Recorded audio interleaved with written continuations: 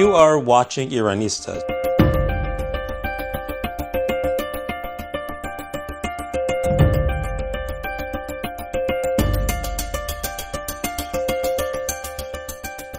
If you're following Iranian politics, you should have heard of the hundreds of people who went to the Ministry of Interior to register to run for president. One of the candidates who was rejected by the Guardian Council is Dr. Mehdi Khazali. His father was once a member of the Guardian Council. I've interviewed Dr. Mehdi Khazali and I asked him about the reason that he decided to run for president this time. من رسالتی که در این انتخابات به عهده داشتم ایجاد یک گفتمان نو بود. در واقع آمدم که مطالبات رو بالا ببرم، گفتمانی ایجاد کنم که متاسفانه جناح چپ و راست، اصلاح طلب و اصولگرا در این 4 دهه ترس داشتند. In 1988, Ayatollah Raisi was the chief prosecutor that actually was involved in the mass executions of political activists. But on the other hand, another judge who was very young at that time, that means Mr. Mohammadi, is now Mr. Rouhani's Minister of Justice. And he's actually the one also responsible for the deaths of thousands of people in 1988. How do you think some reformists are trying to legitimize Rouhani, who chose killer judge, over Raisi, who was also responsible for the mass murders in 88? واقعیت این است که جاده رو خیلی صاف و هموار کردن، اتوبان خیلی یک طرفه آرومی برای آقای روحانی. چون کسی مثل آقای رئیسی با سابقه هزاران اعدام بدون آیین دادرسی طبیعتاً شانسی نداره. آقای قالیباف هم با املاک نجومی و خیریه خصوصی همسرش و مسائل بسیار عدیده در شهرداری و پلاسکو آخریش واقعا جایگاهی نداره. فضا یک طرفه است. از این طرف هم آقای روحانی هیچ وقت اصلاح طلب نبوده، همیشه در اردوگاه اصولگرایان بوده. در سرکوب کوی دانشگاه خب سخنرانیشون در نماز جمعه هست که فرمان میده که اینها رو سرکوب کنین، با لفظ سرکوب. به سوابق امنیتی ایشون این که ایشون صاحب امضا در حصر بالاخره موسوی و کروبی بوده و در تمام مسائل در شورای امنیت بوده ایشون، و فارغ از این مسائل امنیتی نیست. به خصوص من میخوام بگم که وزیر دادگستری روحانی آقای پور محمدی که معاون وزارت اطلاعات بود، تصمیم گیرنده اصلی در اعدام‌های 67 آقای پور محمدیه. اون 2 نفر دیگه رئیسی و نیری امضای نماینده وزارت اطلاعات رو تنفیذ میکردن، امضا میکردن. در استان‌ها هم چنین بود. اگر ما در انتخابات 92 اومدیم گفتیم که برای زدن گزینه اول جناح حاکم آقای جلیلی بیایید به گزینه آخر جناح حاکم یعنی آقای روحانی رأی بدین، این بدین معنا نیست که ما الان آقای روحانی رو در مسیر اصلاحات میدونیم و باورش داریم. نه، ایشون بی‌آزارترین رئیس جمهور برای جناح حاکم بود، مطیع‌ترین رئیس جمهور هم بود، یعنی از هاشمی، خاتمی و احمدی نژاد مطیع‌تر و بی‌آزارتر بود. متاسفانه بداخلاقی و دروغ در این 40 سال رایج بوده.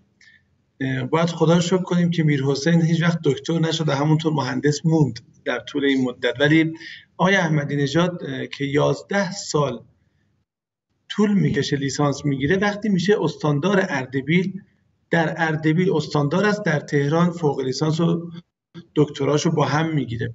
یعنی این اتفاقات ما زیاد دیدیم، اتفاقاتی که میگن قرارگاه عمار کیلویی و بدون هیچ کلاسی دکترا میده. بعد آقای قالیباف میگه خانمش مصاحبه میکنه میگه ایشون چند تا دکترا داره، نمیدونم 6 تا 8 تا.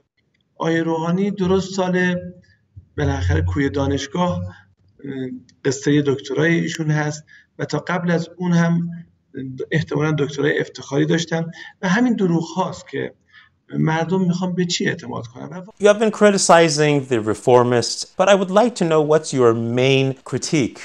خسارتی که مشارکتی ها به ما زدن از سازمان مجاهدین خلق بیشتر بوده، چون اونها اومدن بمب‌های منفجر کردن، ترورهایی شد و رفتن، ولی شما دو دستی 8 سال حکومت رو دست یک ویران و دوله دادید. Recently you made allegations about one of the top reformists and ideologues, Mr. Hamid Reza Jalalpur.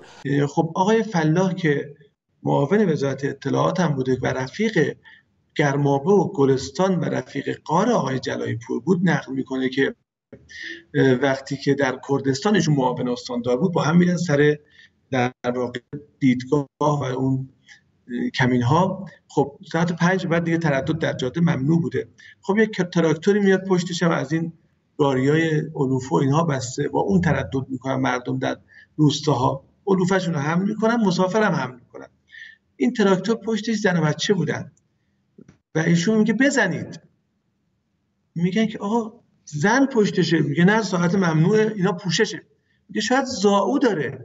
بالاخره در حکومت نظامی زمان شاه هم اگر کسی زائو داشت اتفاقا همون مأمورین حکومت نظامی او رو همراهی میکنن تا بیمارستان، نمیادن شریک کنن، اما ایشون فرمان تیر میده. So if I'm understanding correctly, you're saying that people like Mr. Jalalpur and other reformists were promoting violence and killing people actually in the first years of the revolution and are now softer. Am I right? اول انقلاب اعدام ها کار همین اصلاح طلبها بود. یعنی خلخالی جز اعدام بلد نبود و بعد شد اصلاح طلب و بعد میگفت بریم در سپاه خالد بن ولید، در سپاه صدام با آمریکا بجنگیم. اونهایی که از اصلاح طلبها بودن همشون از دیوار سفارت بالا رفتن و بعد ما رفتیم جنگیدیم. عزیزان من، اصلاح طلبان، ما در کنار هم باید این مملکت رو اصلاح کنیم. شرط اولی اصلاح این است که گفت توبو و اصلحوا، اول توبه کنید از اون کارهای قبلی، بعد دنبال اصلاح. بله، و هر کدوم از اینا میگیم از دیوار سفارت رفتیم بالا گروگانگیری کردید، ما هزینه‌شو داریم میدیم، تحریم شدیم، جنگیدیم. میگن که شرایط اون موقع بود. خب ببخشید 10 سال دیگه میام میگیم شما روحانی آوردید، میگید شرایط این موقع بود. الان صف بستن برای مذاکره، اصلاح طلبها صف بستن، پشت در آقای طایب نشستن، ساعت‌ها میشینن. من نمیخوام اسم بیارم ولی اون وزیر اصلاح طلبی که میدونه، خودش میدونه 4 ساعت پشت در اتاق طایب میشینه مذاکره کنه، اون میدونه من کیو میگم. الان صف بستن که ما رو بفروشن و دارن معامله میکنن، تمام ماها رو میفروشن، نگران نباشید. اونها میخوان سر سفره بیان و میروند و ما میخوام سفره رو از جلوی هر دوشون جمع کنیم. دارن مذاکره میکنن. بدونید گزینه اول درست رئیسیه ولی گزینه دوم برای جناب حاکم روحانیه، از او بهتر براشون پیدا نمیشه.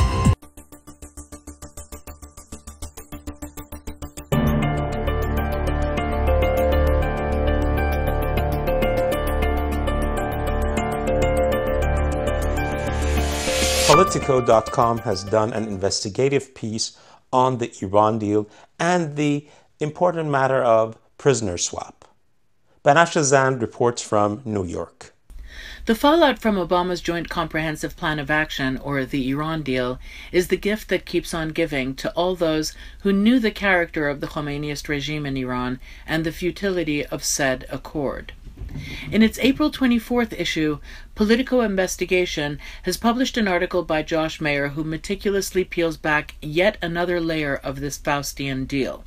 What we learn is that behind the scenes of the prisoner swap, contrary to what President Obama claimed during a January 2016 address, the 7 Iranians freed by the U.S. were not just civilians and businessmen who were convicted of sanctions-related offenses and violations on the trade embargo.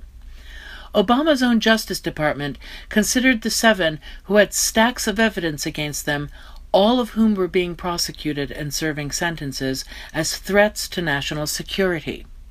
Their illegal network procured everything from microelectronics with applications in surface-to-air and cruise missiles, conspiring to supply the Khomeinist regime with satellite tech and hardware, buying thousands of U.S.-made assault rifles, all for illegal import into Iran, and much more.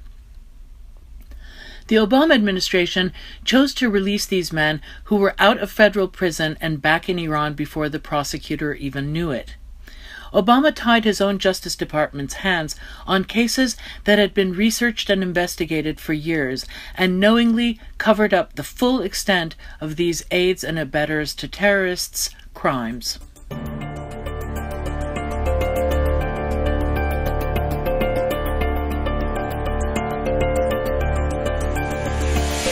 Dr. Mahmoud Moradkhani is a well-known Iranian activist based in France.